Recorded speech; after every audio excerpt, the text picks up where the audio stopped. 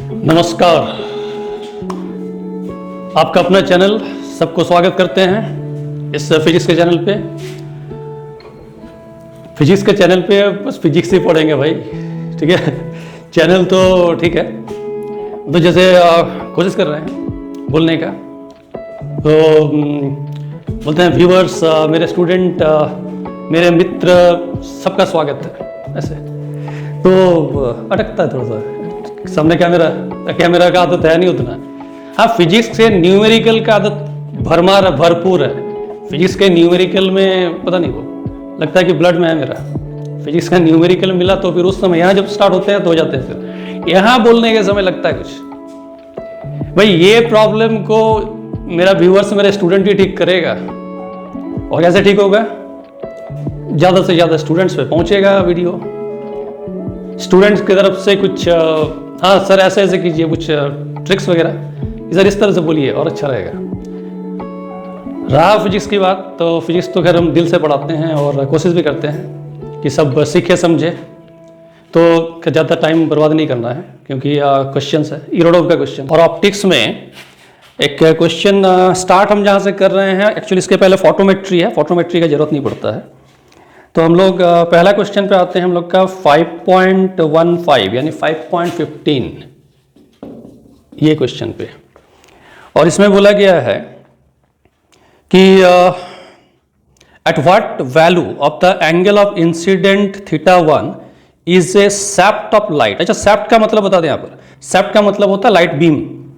Eight what value of the angle of incident θ1 is a shaft of light reflected from the surface of water perpendicular to the refracted shaft. Question कह रहा है कि भाई कहीं पर पानी है और पानी के सरफेस पे लाइट को इंसिडेंट किए हैं एट एंगल θ1। तो θ1 का वैल्यू कितना होगा? यानी हम कुछ ऐसे समझ लेते हैं कि दिस इज द सरफेस, ये पानी है और ये नॉर्मल इंसिडेंट कर लिए, पहले नॉर्मल फॉर्म कर लिए, and this is the incident ray. ये हम इंसिडेंट रे बना रहे हैं। तो थोड़ा टेढ़ा टेढ़ा हो रहा है, कोई बात नहीं, टेढ़ा टेढ़ा होते होते सीधा हो जाएगा। चलो, तो ये इंसिडेंट है और ये एंगल θ1 कह रहा है, और कह रहा है कि ये दिस इज द रिफ्लेक्टेड, और कुछ ऐसे रिफ्रैक्ट हो रहा है। रिफ्लेक्टेड और रिफ्रैक्टेड के बीच में जो एंगल है वो 90 परपेंडिकुलर। तो अच्छा, रिफ्रैक्ट इधर क्यों किए? क्योंकि हम रेयरर से डेंसर पे जा रहे थे। इंसिडेंट रे को जो ला रहे हैं वो रेयरर टू डेंसर, तो रेयरर टू डेंसर में बेंड्स टुवर्ड्स द नॉर्मल। अब बोला गया है कि कितना एंगल θ1 का वैल्यू क्या होगा ताकि इस तरह का कंडीशन फॉर्म हो जाए। अच्छा, रिफ्रैक्टिव इंडेक्स ऑफ वाटर हम लोग कुछ म्यू एज्यूम किए एन के टर्म पे। बहुत सारे बुक में एन लिखा हुआ रहता है, जो यूज करना है, म्यू, एन, व्हाटएवर, जो भी अच्छा लगे। और सीधा चले जाते हैं स्नेल्स लॉ पे, और स्नेल्स लॉ कह रहा है कि साइन आई, तो भाई आई के जगह तो हम θ1 यूज कर देंगे। और यहाँ कुछ आर का एंगल बनने वाला है, तो उसको हम यहाँ पर θr का नाम दे दिए। और कह रहा है कि this should be equal to refractive index of second by first, यानी refractive index of the second medium with respect to first medium. तो अगर हम कहते हैं कि दिस इज एयर, तो एयर के बारे में सबको मालूम है कि एयर है तो रिफ्रैक्टिव इंडेक्स इज 1। और पानी के लिए तो ये मेरा फर्स्ट मीडियम है, ये मेरा सेकेंड मीडियम है। तो यहाँ पर आके क्या करेंगे? सेकेंड मीडियम के लिए म्यू यूज करेंगे, फर्स्ट मीडियम के लिए 1 करेंगे। But angle of incidence is equal to angle of reflection, so this should also be θ1। और ये पूरा एंगल हमको पता है कि 180 है, स्ट्रेट एंगल। इसका मतलब है कि θ1 प्लस θr, इसका वैल्यू कुछ 90, क्योंकि बचा हुआ तो 90 हो चुका पहले से। यानी θr को अगर हम लिखते हैं तो 90 माइनस θ1।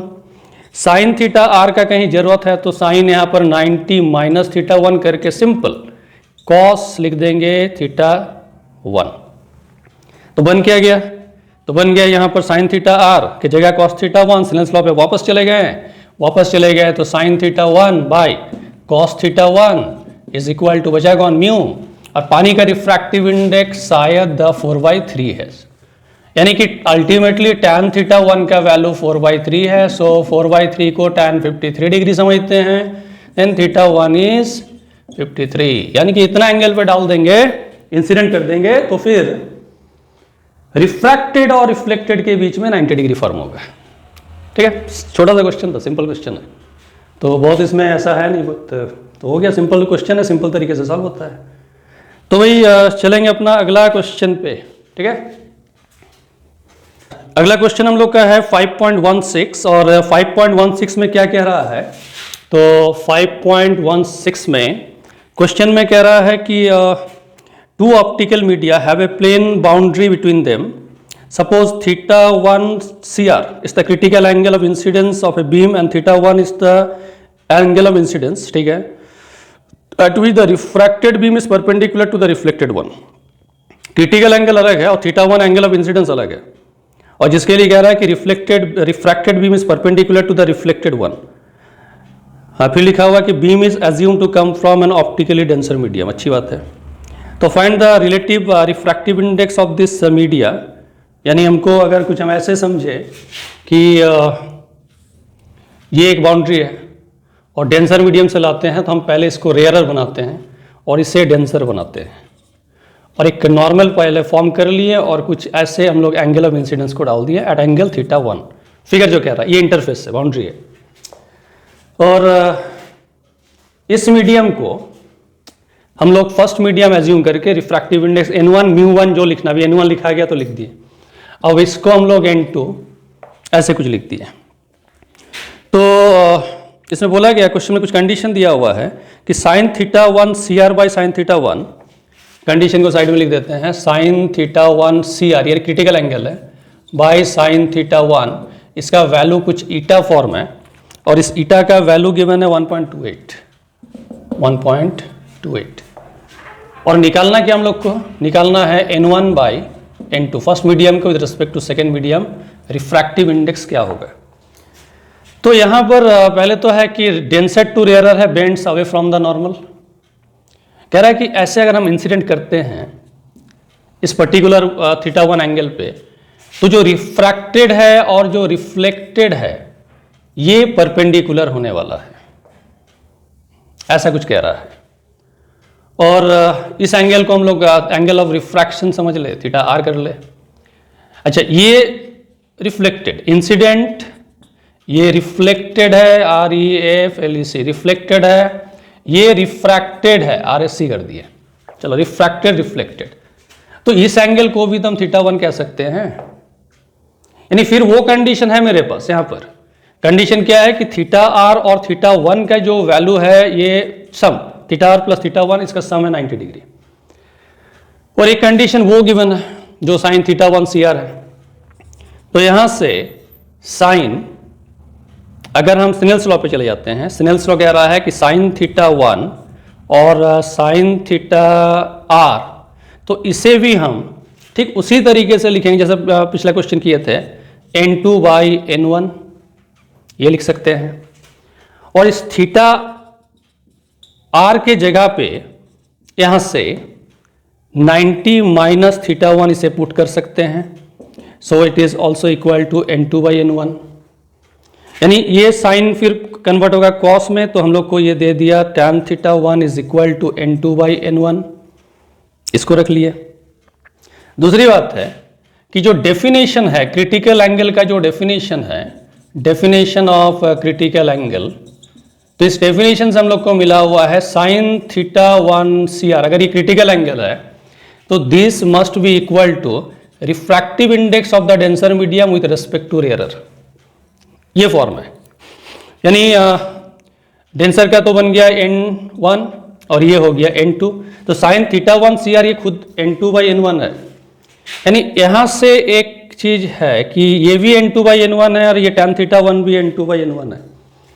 तो फिर हम इस दोनों को तो इक्वल कर ही सकते हैं. Sine theta 1 CR is equal to tan theta 1. और फिर अगर हम इस स्टेप को और बढ़ा ले थोड़ा सा, sign theta 1 CR by tan theta 1 को अगर कुछ मोल्ड करें, वहां से काम करते हैं, साइन बाई कॉस करते हैं और साइन को यहां फेंकते हैं लेके, तो बचेगा मेरे पास 1 बाई कॉस थीटा 1. अब इस वैल्यू को जरा सा गौर से देखो क्या है, तो ये वैल्यू तो ईटा है. यानी 1 by cos theta 1, 1 by cos theta 1 का वैल्यू ईटा है. ये मिला. कॉस थीटा 1 अगर हम इस तरह से सोचे, यानी इसको हम लोग फिर एक काम करते हैं, इसको b बाई एच के टर्म पे सोचते हैं, जैसे ट्रिगोनोमेट्रिक रेशियो फाइंड करते हैं. नहीं, ऐसा नहीं, ये तो कॉस थीटा 1 है, सॉरी. इसको अभी नहीं, और थोड़ा सा इसको बढ़ा लेते हैं। cos थीटा 1 का वैल्यू 1/η करते हैं पहले, फिर इसे b/h। अब ठीक है, तो फिर b/h है तो डेफिनेटली p निकालने के लिए h² माइनस b² का रूट ओवर करेंगे, यानी कि ईटा का स्क्वायर माइनस 1 का स्क्वायर 1, ये रूट ओवर p निकलेगा। और ऐसे में अगर हम tan थीटा 1 निकाल दे तो p/b, यानी p के जगह ये आ जाएगा, और b के जगह तो हम 1 लिख ही रहे हैं, तो फिर 1 लिखो मत लिखो जो करना है। और tan थीटा 1 अगर ये है is equal to root over ईटा² माइनस 1, तो this should be equal to, तो tan थीटा 1 कितना निकाले थे कहीं पर, यस, tan थीटा 1 n2/n1 निकाले थे। सो n2/n1 है, यानी यहाँ से हम n1/n2 करेंगे तो ये 1 बाई रूट ओवर ईटा² माइनस 1। अब ईटा का वैल्यू वहाँ पुट करते हैं 1.28, उसमें से -1, अब कैलकुलेशन कर लेना है। ये फॉर्म है, मेरे ख्याल से समझ में आ गया होगा। एक बार दो बार देखने से वो समझ में आ जाता है, और सबसे बड़ा चीज़ है कि प्रैक्टिस रखोगे, बीच बीच में इस टाइप का क्वेश्चंस बनाते रहोगे, ठीक है। चलो आगे बढ़ते हैं फिर हम लोग अगला क्वेश्चन पे। क्वेश्चन आज वीडियो थोड़ा बड़ा होगा, 3 क्वेश्चन डालते हैं, ये बहुत इंपॉर्टेंट है अगला क्वेश्चन। ये अगला क्वेश्चन जो हम लोग का है वो है 5.17 यानी 5.17, और क्वेश्चन में कह रहा है कि एक लाइट बीम है falls upon a plane parallel glass plate d equal to 6 centimetre in thickness. The angle of incidence theta is 60 degree. Find the value of the deflection of the beam which passed through that plate. यानी इसको हम जितना समझते हैं इस question को, वो कह रहा है कि ये 5.17 ये कह रहा है कि हम लोग के पास एक ग्लास का ये प्लेट है, और इस ग्लास प्लेट का थिकनेस गिवन है, यहाँ पर ये थिकनेस गिवन है, कुछ दिया हुआ था ये 6 सेंटीमीटर। चलो इसको t बनाते हैं, 6 सेंटीमीटर, ये सेंटीमीटर पे, और लाइट को हम इस पे इंसिडेंट करेंगे एट एंगल 60 डिग्री, ये 60 डिग्री पे इंसिडेंट किए। तो रेयरेट टू डेंसर जा रहे हैं, ग्लास है, इसका भी कुछ रिफ्रैक्टिव इंडेक्स होगा 3/2 समथिंग कुछ।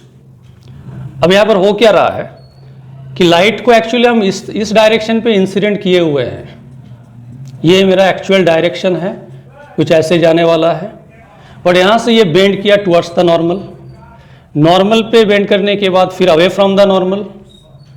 और हम लोग इसे बहुत सिंपल तरीके से प्रूव कर सकते हैं कि भाई अगर ये मेरा फर्स्ट मीडियम है, ये मेरा सेकेंड मीडियम है, again this is the first medium, वापस सराउंडिंग मीडियम, तो यहाँ से एक एंगल ऑफ रिफ्रैक्शन कुछ बना लेते हैं theta r, this will also be theta r, और यहाँ पर एक एंगल कुछ बनने वाला है, इसको हम कुछ और नाम दे देते हैं थीटा 2।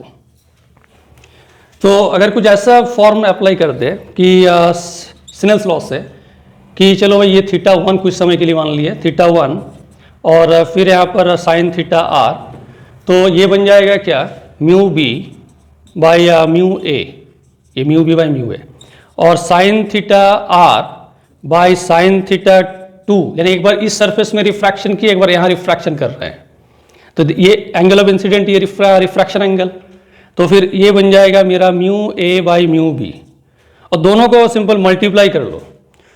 जब मल्टीप्लाई हम कर रहे हैं तो दिख रहा है कि भाई ये तो कैंसिल होकर 1 देगा हमको, RHS 1 दे देगा, LHS में देखो इसका डिनोमिनेटर इसका न्यूमिनेटर कैंसिल आउट, यानी बच जाएगा साइन थीटा 1, यहाँ पर बच जाएगा sine theta 2 is equal to 1, यानी ये कह रहा है कि यहाँ से कि theta 1 is equal to theta 2, यानी ये एंगल सेम है।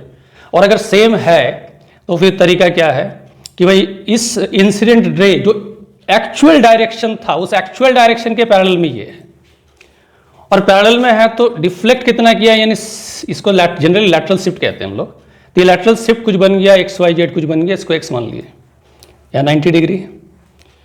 और सिंपल तरीके से अगर काम करें यहाँ पर हम लोग कि this is the angle of deviation कुछ बना हुआ था, और इस डेविएशन से अगर हम साइन का फॉर्म अप्लाई कर दे, साइन डेल्टा, तो XY ये परपेंडिकुलर, ये बेस का काम करेगा, और ये हाइपोटेनस का काम करेगा, इसको भी कुछ समय के लिए हम एज्यूम कर लिए कि y है, सो XY y।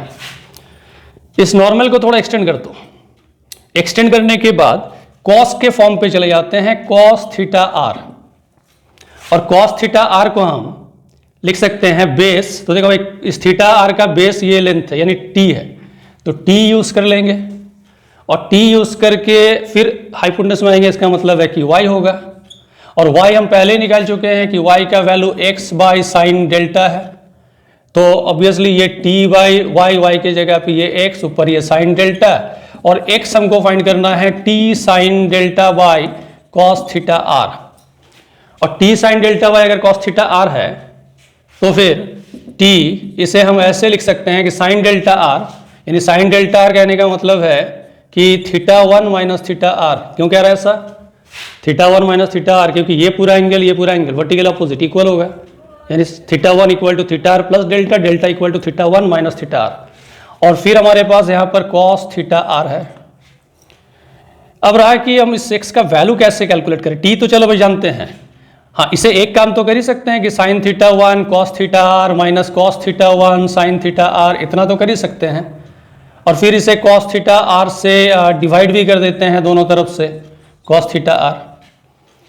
तो यहाँ से तो कॉस थीटा आर कैंसिल हो जाता है और ये हमको टेन के फॉर्म पे मिल जाएगा। तो टी यहाँ पर बन गया ये साइन थीटा वन और कुछ नहीं, साइन थीटा वन, फिर माइनस करके यहाँ पर कॉस थीटा वन के साथ टेन थीटा आर, सही है, उसको तोड़ लिए, कॉस थीटा से डिवाइड कर दिए, फिर इतना आ गया। अच्छा अब दूसरा चीज़ है कि अगर हम स्नेल्स लॉ अप्लाई करते हैं और साइन थीटा वन यानी कि साइन 60 और इधर चले जाते हैं रिफ्रैक्शन एंगल पे, तो साइन थीटा आर, तो क्या इसे mu two by mu one करके यानी कि बी बाई ए मीडियम लेके सिंपल म्यू टू कर दे और फिर उसे हम 3/2 लिख दे, 3/2। साइन 60 का वैल्यू होता है √3/2, यानी यहाँ पर 2 के साथ साइन थीटा आर 3/2, इसका मतलब है कि 2 तो पहले काट लो और साइन थीटा आर का वैल्यू लिख दो 1/√3। अब साइन थीटा आर का वैल्यू 1/√3 है तो हम अब इजिली, अब थीटा वन ये तो जानते हैं कि 60 डिग्री, अब टैन थीटा आर में जाना है तो साइन बाई कॉस कर लो, या फिर ऐसा कर देते हैं कि साइन थीटा आर जान चुके हैं तो इसको पी बाई एच कर लेते हैं, वहाँ से बी कैलकुलेट कर लेते हैं, मतलब अब निकल गया। अब इस वैल्यूज को सिंपल यहाँ पुट करना है और इस डेविएशन या फिर शिफ्ट जो बोलना है इसको हम लोग बोलेंगे, इसको हम लोग को फाइंड करना है। उम्मीद है कि समझ में आ गया होगा। तो ऐसे कुछ क्वेश्चन बनाते रहेंगे हम लोग।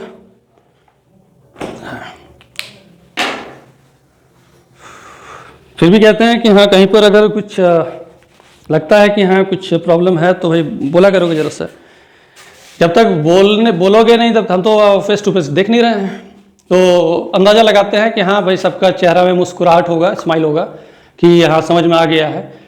फिर भी कभी कभी ऐसा होता है कि स्माइल एकदम स्माइली चेहरा है लेकिन हो सकता नहीं समझाओ, तो बोल दिया करोगे जरा।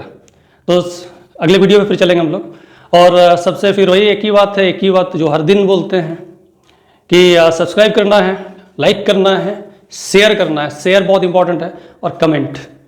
तो ये काम तुम लोग करोगे, मेरा काम हम करेंगे, हम क्वेश्चन बनाएंगे, तुम लोग बाकी काम करते रहो, ठीक है। चलो तो मिलते हैं फिर नेक्स्ट वीडियो पे, टिल देन बाय।